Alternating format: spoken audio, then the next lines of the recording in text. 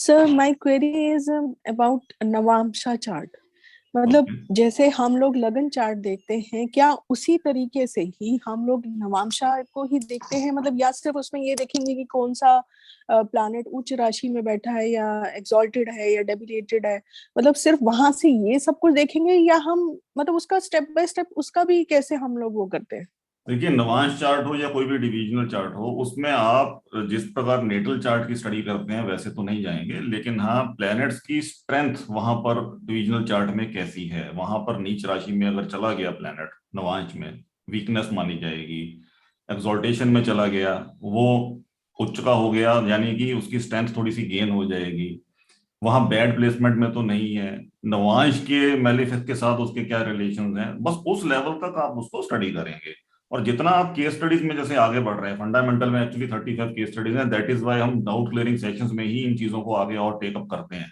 Advanced course में अगर आप जाते हैं तो वहाँ 86 केस स्टडीज के थ्रू यही समझाने की कोशिश की गई है। एक्चुअली अगर आप देखें, ये बहुत लोगों को कंफ्यूजन होता है, मेरे पास बड़ी क्वेरीज ऐसी आती हैं कि ना जी, ये फंडामेंटल कोर्स आपने दे दिया, क्योंकि बाहर लोग इसी तरह से कर रहे हैं कि एक कोर्स दिया, फिर दूसरा देंगे, फिर तीसरा देंगे, फिर चौथा देंगे, और पूरा किसी में नहीं बताएंगे। प्रॉब्लम यहां से स्टार्ट हो जाती है। जी। फंडामेंटल कोर्स अब जिन लोगों ने कर लिया है वो लोग इस चीज को अच्छे से समझते हैं कि फंडामेंटल कोर्स अपने आप में कंप्लीट कोर्स है। अगर इसके प्रिंसिपल्स आपने अच्छे से समझ लिए तो जरूरी नहीं है कि आपको अगले कोर्सेज की जरूरत पड़े। डेफिनेटली एक्सप्लेनेशन ज्यादा आपको वहां मिलेंगी, केस स्टडीज प्रैक्टिस के तौर पे ज्यादा मिलेंगी, लेकिन मैंने ये कभी करने की कोशिश नहीं की कि इसमें आधी चीज दें फिर आधी दूसरे कोर्सेज में दें। तो सारा कुछ है जी। इसके अंदर, लेकिन जितनी ज्यादा आप प्रैक्टिस करेंगे उतनी ज्यादा आपको डाउट्स क्रिएट होंगे, और उसी के लिए ये सीरीज रखते हैं हम, डाउट क्लियरिंग सेशंस की।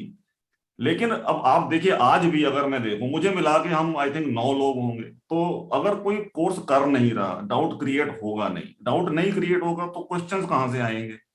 जितना जी। ज्यादा केस स्टडीज आप लोग करेंगे उतना ज्यादा अच्छे से आप फंडामेंटल कोर्स का यूटिलाइजेशन ले सकते हैं। फिर आपकी अपनी चॉइस होगी आगे कि कितनी ज्यादा केस स्टडीज और एक्सप्लेनेशंस को नए कोर्सेज में हमें सुनना है, या किस डीपर लेवल पे जाना है। लाइक डिविजनल चार्ट के अगर हम कोर्स की बात करें तो अलग हमने बनाया इसी पर्पज से कि जिसको उस लेवल पे जाके समझना है कि डिविजनल चार्ट्स को बनाते कैसे हैं और उनको डेडिकेटेडली स्टडी कैसे करते हैं।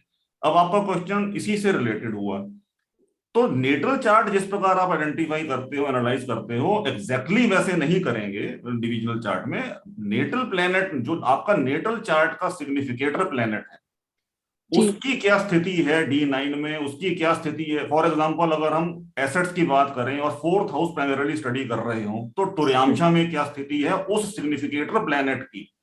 नवांशा की बात कर रहे हैं तो इन जनरल, क्योंकि वो फॉर्च्यून को सिग्निफाई करता है प्लस स्पाउस को सिग्निफाई करता है, तो अगर मैरिज के सिग्निफिकेटर को चेक करेंगे नेटल चार्ट में, उसकी नवांश में क्या स्थिति है, जी।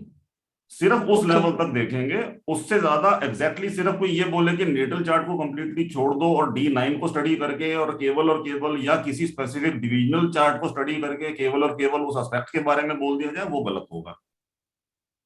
ओके।